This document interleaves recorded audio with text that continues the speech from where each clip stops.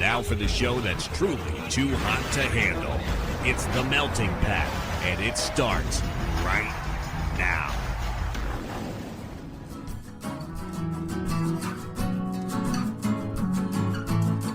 You're listening to The Melting Pat. Here's your host, Pat Johnson. Well, thank you, Jerome. Hello, my friends. Welcome to the show, The Melting Pat, the Next Level Network. Hope you're well, having a great time. Hope your holiday was great. As I'm sitting here doing this part, the holidays haven't happened yet. Well, some of them have, but Christmas hasn't happened yet. But I wanted to do this now because I just had a wonderful conversation with Fry McDunstan, and I'm sharing it with you today. He's a musician, producer, all-around great dude. Also, we connected through Reddit. He put up, hey, I put out a new record. Anybody interview musicians? I said, hey, I do. And it took a while because illness and work and stuff got in the way, but we're all good. We had a great time. It's a lot about songwriting, which is great. If you know me, if you listen to the show and listen to me chat with musicians, you know how much I love to geek out about songwriting.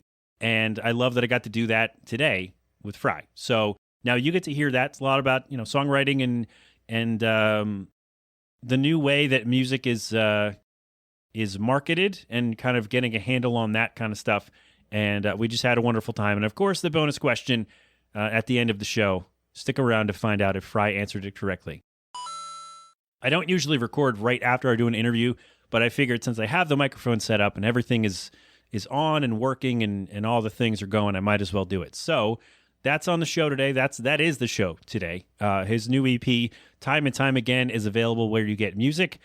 We talked about it a little bit and how all those things come together. We'll play a song of that, the title track from the EP. We're going to play that and then the bonus question, and then that is that for the show. So that is the episode today. If you're going out tonight or tomorrow, be safe. Enjoy yourself. Remember that this is one of the weekends or one of the nights when the amateurs go out and they don't know how to handle themselves. So be careful, have fun, enjoy your thing, whatever you have going on. And if you're staying in to play Legend of Zelda Ocarina of Time and go through Ganon's Castle like me, then enjoy that too. And let me know how you did. Let me know if you found a new secret or got it done quicker or if you died because you weren't paying attention or something. I don't know. Anyway, that's our plan, I think. I don't think we're going anywhere. So, yeah. I mean, kid's been sick. We've all been sick. So we think we're going to take it easy and just one of us will try to stay up till midnight. Maybe. No, you know what? Maybe not. Maybe not. As you can hear, I still got a bit of a cough. So maybe, well, hopefully by then I'll be over it fully, but we shall see. So anyway, that's all. All right. I'm over at The Melting Pat, Facebook, Twitter, Instagram, Space Hey. I'm on Hive, I think, if that's still up, and .com. Send your questions, your comments via SpeakPipe or 209-867-7638. Questions, comments, concerns, observations, and of course, corrections. Yell at me via text or with your face, and we'll have some fun. All right. In the new year, I don't know what's happening. I have no idea. I should get some more baseball stuff going. There's a lot of moves I haven't had time to discuss. So we'll talk about that. The Hall of Fame voting should be happening soon. So we'll do all that stuff too. Plus whatever else happens. And maybe we'll throw in some bonus stuff for you as well. I should be getting back to the Patreon bonuses in the new year. Patreon.com/TheMeltingPat. Give me $1, get some extra stuff. All right? We going to cut that? Yeah, probably. I don't know. But there you go. All right. This has been an 8-Boiler production. You know the whole deal by now. So go have fun. Be safe. Thank a veteran. Wear your mask. Wash your hands. Get vaccinated and boosted when you can. And of course, don't do anything I wouldn't do. No G-Love today, but check them out anyway. Philadelphonic.com and go have fun. All right. By the way, Fry's website, music.frymcdunstan.com. PHRYMCDUNSTAN. Did I get that right? I hope so. It'll be in the show notes. That is the link to find all of his stuff. So check that out. Again, the EP Time and Time Again is out where you get your stuff. There are music videos. One of them came out the day we recorded. So go enjoy that and have fun with the chat. All right? You've been inside the Melting Pat on the Next Level Network. Go crap open a cold one. Here's me and Fry McDunstan. So you're here. Fry, welcome to the show, man. Thanks for the time. I appreciate it. How are you, bud? Hey, thanks for having me. I'm fine. How are you? Oh, Doing great. We're both getting over some illnesses. True. One was, self-inflicted. Someone had to go out jogging. What a stupid idea. Yeah. Oh, come on, man. Just being silly. I think you're my first guest from, you're in Germany, right? Right, yeah. I think you're my first German guest on the show. We're checking off another box. This is exciting. Awesome. Yeah, it's my first interview since the breakup of my old band, so I'm a little nervous, maybe a little excited. Oh, come on, man. Yeah. No, it's going to be great. So you're out on your own. So did you decide to do that yourself, or did the band just kind of go in a different direction and you said, no, I want to do something else? How did that come about? A little bit of both. Like the drummer and the bass player, we were always like a 3-piece band. They wanted to try something else. They're now more into like 60s, 70s psychedelic rock. And since we were always having trouble finding a decent lead singer or like a second guitarist, like our intention originally was to be a 5-piece band with 2 guitars and a lead singer. Yeah, we were always struggling with finding other guitar players and a lead singer. And at one point, it just didn't make any sense anymore. And then we split up. And I took like 2 years off and focused a bit on my YouTube channel, like doing instructional guitar videos. And then during the pandemic, I kind of felt the itch again, and I had the idea that I'll maybe try things on my own. And thanks to great services like Fiverr and Sound Better, I found all the missing pieces, like cool drummers and very cool lead singers through that. And I just produced the rest and played all the bass and guitar tracks. And that's like the new EP is actually my second one, and I'm planning to release a new EP like every year and see where it'll take me. Mr. Ambitious over here, releasing a thing every year. Wow. Well, I don't know if you have heard that or if you've seen that, but like a couple of years ago, they interviewed the guy who's running Spotify, and he said something like artists have to get used to releasing more content or more material over a shorter period of time. And I've learned from the mistakes that my old band made. We released an album before we even had like a huge fan base. And that cost us a lot of money. And we've wasted like 12 pretty decent songs for that album. And yeah, almost nobody bought it. Oh, no. So I think the approach, like, especially for independent artists and up and coming artists, that approach, like releasing like maybe 6 to 7 or 8 songs per year, is actually much better than just waiting for 2 years to release another album, especially in the age of streaming. Yeah, I've had people on, we've talked about this, how like the new kind of way to do it is just go single, single, single, then maybe Right. an EP where you put them all together and charge people all over again. But it's, because it's like, especially with Spotify, how like the best thing for you to get on Spotify is a new song. Because then it's, you get a certain number of pre-saves and plays and all that. And then it gets onto their list of, here's what's hot, here's what's new, whatever it is. iTunes used to do this years ago, and then they went to Apple Music, and that's kind of, maybe it does the same thing, but it's, single, and then promote the heck out of that, and then tour, maybe, and then do another single in 3 or 4 months, be like, oh, here we are, don't forget about us. Because then every few months, you're in that, like, new and noteworthy kind of category, whereas you release an 8-song album, it's like, well, okay, it's out, and then nobody hears about you until you release another thing. Right. Yeah. I've actually released the whole EP before, and I'm now releasing the individual singles, but always with an accompanying music video to make things interesting for people who just discovered me. So I can always promote like a new single, but with a music video, even though the whole EP is actually has actually been released. And it's easy to share a video, right? Because, Twitter, Instagram, Facebook, they've all kind of pivoted, and TikTok, I guess too, is short form video stuff. So you can release a little preview of your video, like, Yeah. hey, here's 30 seconds of, whatever it is, and here's where to find the rest of it. And like, it's an easy, throw in some hashtags, throw in some buzzwords, and you're ready to go. Like, it's an easy way to get the eyes and ears on what you're doing by just doing a video. I'm sure it spends, time and money to do that, but do you find it's worth it for the engagement and the sales?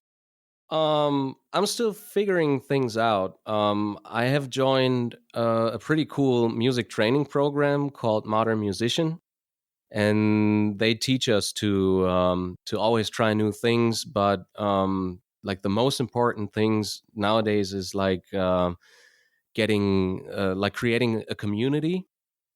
And it doesn't have to be that huge. Like we mostly do things through Facebook groups or Discord channels, and then we do live streams there and sell our merch directly to the people who followed us, and have them interact with each other by creating different topics for different days and so on. And yeah, whenever I have something new, it's like you said, I always try out new things, like creating a little teaser video for a new music video, or maybe since YouTube is now pushing YouTube Shorts so much, I'll just make a short clip of the guitar solo and then upload that. So I'm still learning. I'm still in the learning phase because I really neglected the whole marketing thing with my old band. I was always like responsible for the creative aspect. I wrote the music, I produced it, but the whole marketing thing, I was never too keen on doing that, which was a big mistake, because nowadays you really gotta know how to do that in order to reach a wider audience. And so yeah, That's kind of what half of putting anything out, even like, podcast, an album, whatever, half of it is finding the right way to push it to the people, right. which is something I am not good at all, which is why, nobody, I don't know. I don't have 75 million people listen to this, but part of it's my fault, but also it's like it's almost like a second job, Yeah. where you're doing the thing, like I'm doing the podcast, you're doing music, whatever. And then, oh no, wait, there's a whole other side of this where you have to figure out how to curate it to get it into a feed and like get it into a featured post or whatever and get on the right trending topics. And it's really difficult to do. Yeah. Yeah, it's almost like a full-time job. I'm really lucky that I'm a guitar teacher and self-employed. So I teach 2 students per day, and I keep it to 2 students. So I can I need like 3 hours of practice to maintain my guitar chops, and then do all the promotion. And I don't think I would be able to do this the way I'm doing it now if I had like a full-time job or even a part-time job, because like the day has only so many hours, and at one point your concentration is like waning, and you can't do those things anymore, even though you'd like to, if you know what I mean. Yeah, burnout's a real thing too, where you try to put all of your energy into this thing, and then it's like, I only have so much in a day. Where it's like, Right. yeah, I want to do this and this, and we have to do this and get this. It's like, man, I didn't eat yet, or like I didn't, I got to sleep today, like I haven't showered or whatever. It's like, so you have to do other things too, and it's just like, man, I hate the term content creator, but like being a musician or a creative is, if you want to make money doing it, you have to treat it like a job. Right. Yeah. Absolutely. Which I don't, which is why I make no money from this show, because I have a full-time job. So Yeah. Yeah, but I think if you like most platforms reward consistency, and I think if you Yes. just keep at it and create good content and just figure out maybe new creative ways to promote them, then eventually at a certain point things will like go the way you want them to, and you break. At least that's what I'm hoping for. It's like it's a grind, but I kind of enjoy it. I mean, if you didn't enjoy it, you'd be doing something else, Yeah, right? right. You'd be, working part-time somewhere and doing guitar teaching and maybe putting out something here and there instead of guitar teaching, album marketing, releasing 7, 8 songs a year. Hmm. Yeah, absolutely. And yeah, I in the past I have worked like part-time jobs in the past and done some stuff that I didn't really enjoy, like promotion jobs where I sold stereo systems, or Oh, oh yeah, no. I worked at a warehouse for an agency that did cigarette promotion, and Oh, it was okay because like the people I've worked with, they were like pretty cool, and there was no real hierarchy. But when your heart's not in it, at least for me, it's very hard to yeah, to find pleasure in that. cigarette promotion. I'm like, oh, that's not Yeah, a thing. They're like, wait, you're not in America. There we go. Because that certainly wouldn't be a thing in America anymore.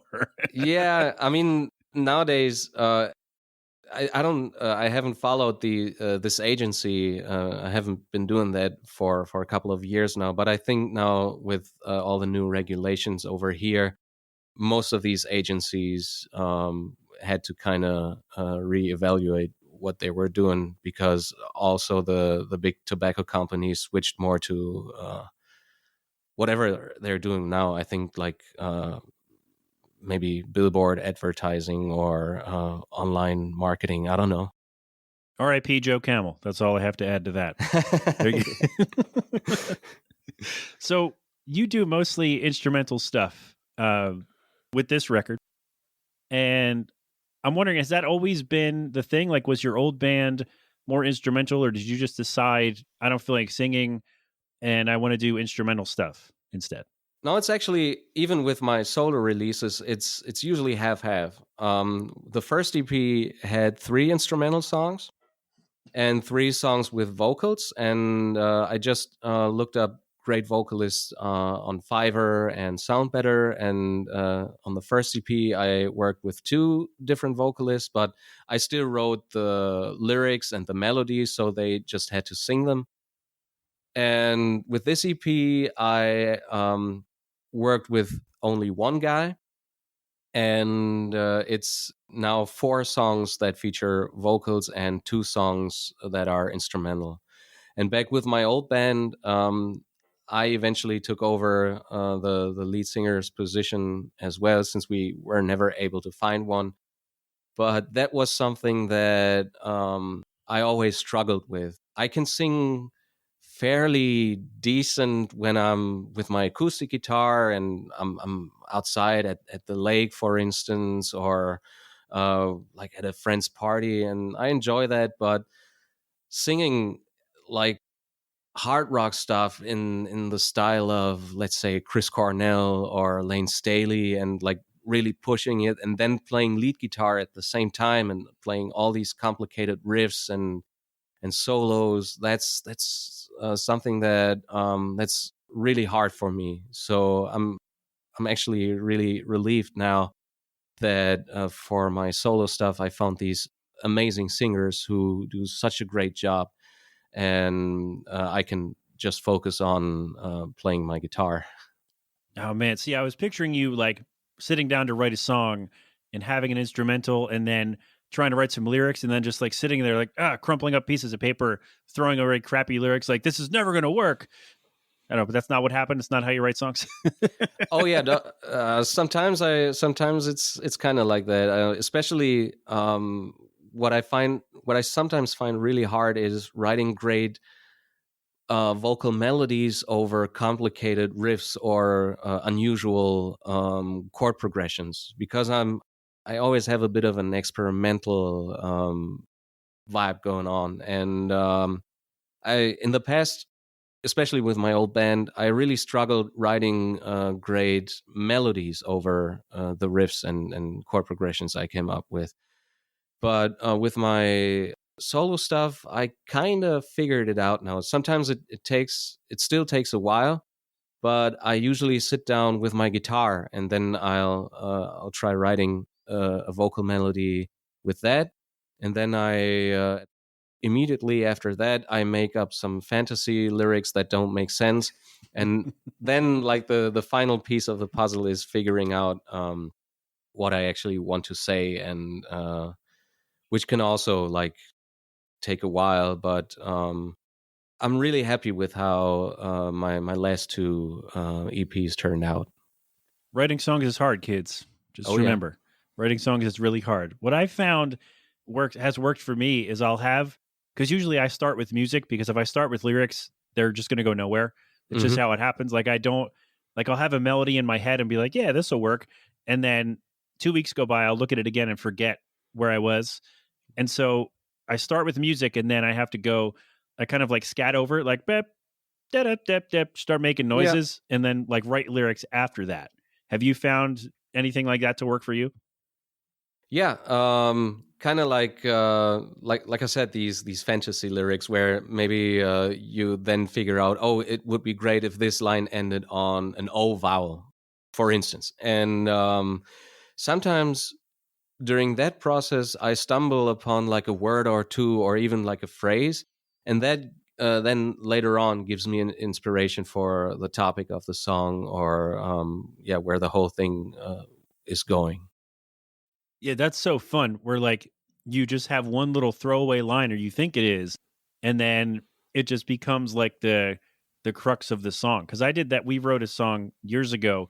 I had the guitar playing. My best friend and I were doing it, and I just walked through my mom's living room and just belted out a line. I'm like, "That sounds good. Write that down."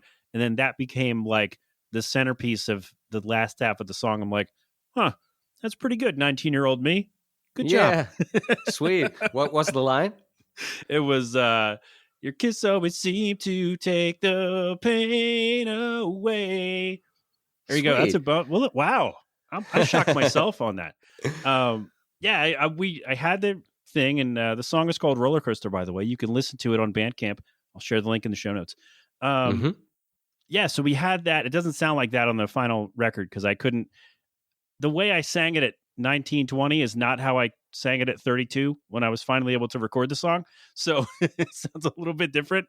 But yeah, Yeah. like I just walked through the living room and just I don't know where it came from. I don't know what I was referring to. I just thought it just came out and I was like, that's good. Write that down. And that became like an important piece of the song that we built around. And so just like a random throwaway. That's why I never don't erase any lyrics you ever write, because at some point you're going to think of it like, oh yeah, don't I have this? And you're going to be able to settle on that and make something that you can really appreciate.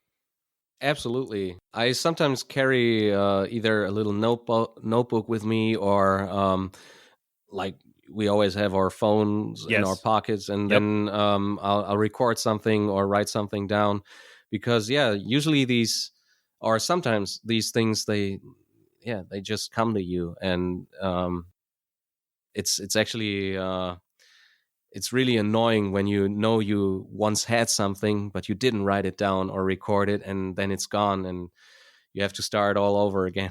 Man, I've lost so many good ideas just like into the ether. Just like, oh, that's really good. But it's, 2 a.m. and everybody's asleep and I can't get up and get the melody out. And then I'm like, oh, I'll remember. And then sure, I wake up 4 hours later. I'm like, it's gone, just Yeah. gone, like just out in the universe. And maybe it'll come back, but you're probably never going to think of that again.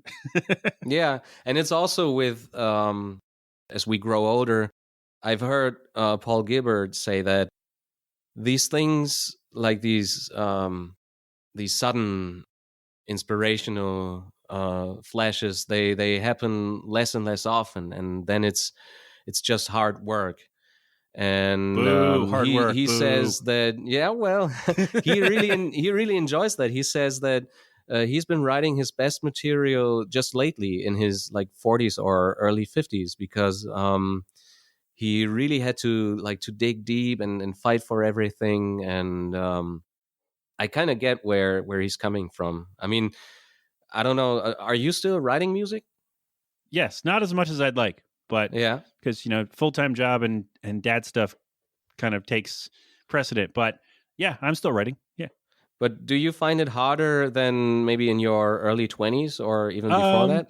Yeah. I feel like it doesn't help that I don't have time to play guitar as much. And so I feel like when I was playing all the time, I was able to at least, figure out some melodies that way while just practicing or whatever. But yeah, now it's just kind of, I'll scat a melody into the voice memo thing on my phone and be like, yeah, that sounds good. And then maybe I'll come back to it. But yeah, it's kind of the bursts of creativity are few and far between now that I'm in my mid-30s. Yeah. Yeah. For sure. But on the other hand, like you got more life experience, so maybe you have like more stuff to write about. Maybe I can finally write a happy song. Maybe that's what it is. Oh, yeah.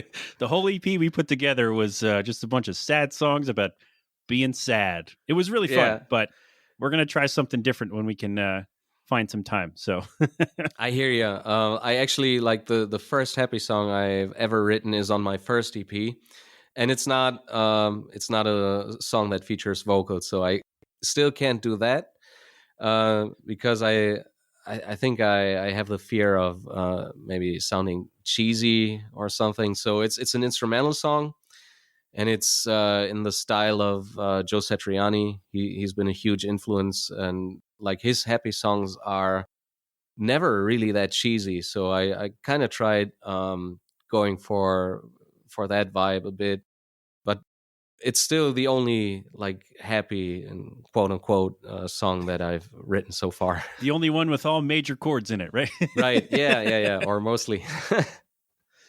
Yeah, it's a tough thing, like riding the line between this is a nice, like upbeat, cheerful song, and this is, radio friendly, cheesy nonsense which I mean, if that's your like, I can listen to stuff like that and be like, yeah, that's fine. I can tap my toe to it. I can sing along to it. But if I'm sitting down to write, I kind of don't want to fall into that box, if that makes sense. Like it's kind of like a weird thing. Like for a long time, I wouldn't play easy guitar stuff because I wanted to challenge myself. Mhm. And now I'm like, well, if I can do it and it sounds good, I'm going to roll with it because I don't have time to, I don't know, learn more right now. I want to get the song written instead. Yeah. I mean, the main thing is that you yourself are happy with whatever you're doing.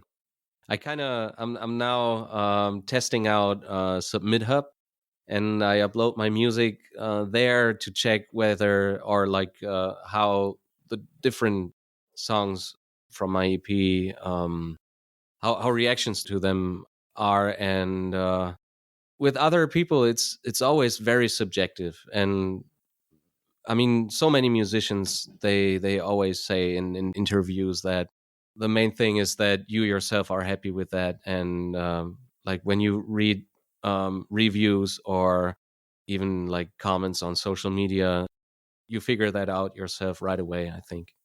Oh, you can't read the comments, man. Yeah. You can't do that. No, you got to, no. See, I learned this very early on in my internet life is that the comments people are going to make, because they're not connected to you and they can use whatever name and identity they want. They don't have to put their real name on anything, and they can just spew the most ridiculous, hateful nonsense that you're ever Yeah. going to read. You just got to tune them out. Like there's no way, there's no good that's really going to come from reading all of the comments you get on a thing. Like it's just not, you're just wasting your time and your mental energy, and like you need that for other stuff. Except when you're David Goggins. I don't know if you know that guy. I don't. Like I feel he's like there's a this, fun I story just here. discovered him. Like he's this ex-Navy SEAL, and he's like, I think he's probably the toughest man on this planet. But he hasn't always been like, he was like in his early 20s. He was an overweight guy, and he had very low self-esteem. Came from like a broken family with an abusive father, and he learned like motivating himself, and then he lost like all his weight in like 3 months, which was like record time. And then he joined the military and then became a Navy SEAL, which was almost impossible for a guy like him. And he's written 2 books now, and I've heard some interviews with him, like very inspirational stuff. And what he does is he just joined social media recently, like maybe 2 or 3 years ago. And he reads out all the negative comments and records them. And then when he goes running, he puts his headphones on and listens to those, Wow. like to motivate him. Oh my gosh. Yeah, he's crazy. But That yeah. is That is a tough. You're right. That is a tough dude. That is Yeah. a tough. I could never. Like I'm at a point where like I just when I put something out when I know some crap's going to come my way, I just mute the notification. I'm like I don't have. All I'm doing is putting this thing out mainly for me to say I did. Like here's what I did, and I don't always need the feedback for it. I just need to know that it's done and I finished it. Like that's the Right. whole idea. So yeah, the reading reviews and I could never. I could never. Yeah, and it's kind of like if you have like 20 great reviews, I mean, you're kind of happy, but like that one bad review Yep. or that one bad Yep. comment that can like really mess you up, you know. That one thumbs down. It's like, wait, why did you? But everybody else liked it. Why did you Right. not like it? And then you get into your head about that, and you go into a place where you just don't want to go. Right. And you can appeal to everyone. No. It's just a given fact. Yeah, figuring that out was a tough lesson to learn in my 20s where I've been writing and putting out some crappy demos and like, yeah, this sounds pretty good. I'm happy with this. And then realizing not everyone's going to love it, and in fact, some people are just going to hate it and think it sucks. So it's like, all right, well, I can do nothing about that. All I can do is put out a product I'm happy with and go from there. Right. I mean, that also happens to all the greats. There's so many people hating on like Hendrix, Dylan, Slash. I don't think there's any artist that appeals to everyone and that never gets hateful comments or even like unjustified hateful comments. It's just the way it is. Yeah, you're going to love it. You're going to hate it. It's all good. The people are going to put it out, and the big names are going to make money, and you and I, well, you'll make money. I'll just sit here and keep doing the thing. Reactions be damned. That's me. So I love the record, the new EP, time and time again. Congratulations on the release. Thank you. Did you do all of the mixering and mastering and engineering yourself on this? No, I'm actually not very good at engineering. Like I produce the stuff, so I arrange it, I pick out the instruments, and I record the guitars myself and engineer that.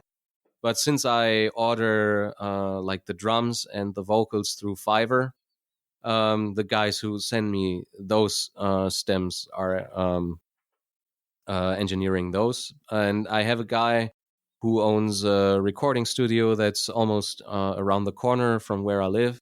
And I give him everything and he mixes and masters it. He's an awesome guy because my music is still like rooted in the 70s, 80s, and early 90s. I'm hugely influenced by grunge music, but also like 70s hard rock and psychedelic rock as well. And his studio is called the 79 Sound. So he has this very old school approach to mixing, like not mastering everything too loud and always keeping the dynamics, like keeping the mix as dynamic as possible. And I really enjoy working with him. That's so cool to have somebody you work with who can understand your sound and your desire for the sound of the thing, and also just have them know the whole process of how to get the sound you want, not necessarily what they think should be your thing. Yeah, I mean, I talked to him before I send him over the stuff and listen to what he has to say, like maybe sound wise or recording wise. And since he's so good at what he's doing, I'm always happy for any advice. But since I have to do this within a budget, it's cheaper for me to record this at my studio, like at my rehearsal space, and take time with it instead of renting his studio out and maybe having to pay triple of what I'm actually paying if I do it like that. Yeah, 2 lessons, kids. Songwriting is hard and it's expensive. Right. That's well, very, very maybe not expensive. the writing is expensive, but the recording to make it sound like you didn't do it in your basement is expensive. Yeah.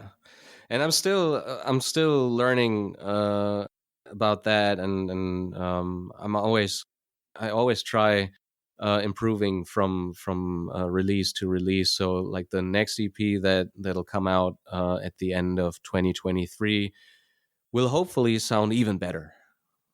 All right. I'm excited. I'm excited for that one, but we're not done with this one yet. So wait, actually, before we play the song, I have one more question. Did you cut any songs from this release that are going to be on the next one, or did you just put these, like, how many did you write for this release that didn't make it? Did that happen with you? No, that actually never happened because Mr. Fancy Pants over here only does exactly what he wants. Oh, wow. Okay. No, it's because I'm really taking time with every song I write, and I even put too much thought into everything. So I wish I could write like 20 songs and then just pick out the 10 or with an EP like the 6 best songs. But since, especially when you're doing like an EP a year, I take 1 month per song and try finishing that. And after 6 months, the EP is usually ready, and then there's another 2 months that it takes to hire all the other musicians, and then another month for mixing and mastering, and then the year is almost over. So from a time perspective, I can't really afford to write lots of songs and then just pick out the best. Okay, so next Thanksgiving will be another record of all new songs with new people. Yeah. Good. I like this. So now you'll be in, you could get yourself in everybody's headspace where like, oh, Fry's coming out with a new thing. It's Thanksgiving. We got to get ready. Fry's coming out with a new thing. Maybe not. No. Okay. Well, I hope I can. The great thing is that with every new cycle, I get to meet new musicians because I'm also running ads that are tailored to music enthusiasts, and there's always like 1 or 2 interesting people in there that also write and release music, and I usually then collaborate with them. And I am, for the next release, I'm now talking to someone who I really respect and with whom I'd really love to do a kind of Pink Floyd-esque song. So I think that'll be the first thing I'll start working on in January. All right. Wow. Seeing new stuff to come, and we're still fawning over the old stuff. This is great. I love this. Always evolving, working, getting all this stuff done. So the song we're going to play, we're going to do Time and Time Again, the title track. This is featuring Jeff Bragg. Was he a Fiverr find for the vocals on this? Okay. I think Sound Better, but yeah, he's from an American band. Wow, you're going international all over the place. Right. Good for you. Yeah. This song is great. The guitar is great. That's not right, but I love to air guitar anyway. The record's great. I love it. I love the song. I love learning about the process. This was fantastic. Best of luck with all of the things. There's one more question after the song. You're not done just yet, but I appreciate the time. And we're going to do, here we go. Let me see if I get your name right. Fry McDunstan. Did I get it? Is that? Yeah. Is totally that right? Correct. Okay. Yeah. I'm not good at reading out loud as you learned. But here we go. The record is Time and Time Again. The title track, we're going to play it now. It's The Melting Pat. We're coming right back.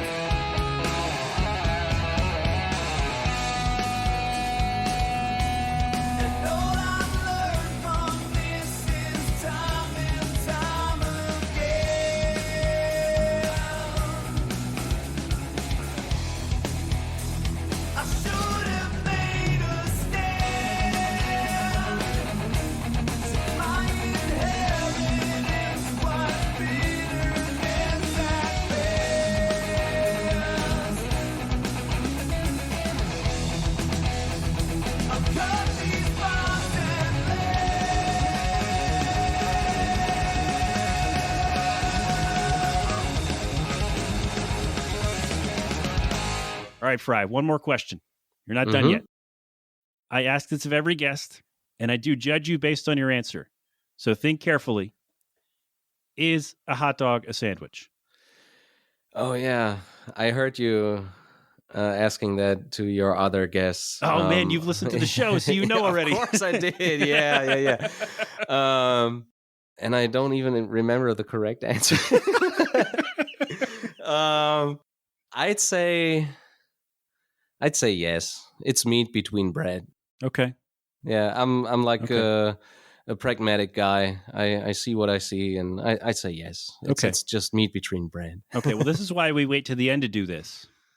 Because that's the wrong answer. I'm sorry to tell you. Oh no. It's incorrect. Yeah, hot dog, the class by itself. I had a guest come on. His name's Luke Mathers from the band Unquiet Nights, and he brought up a great point. The hinge of the bread separates the hot dog into its own category apart from a sandwich. Right.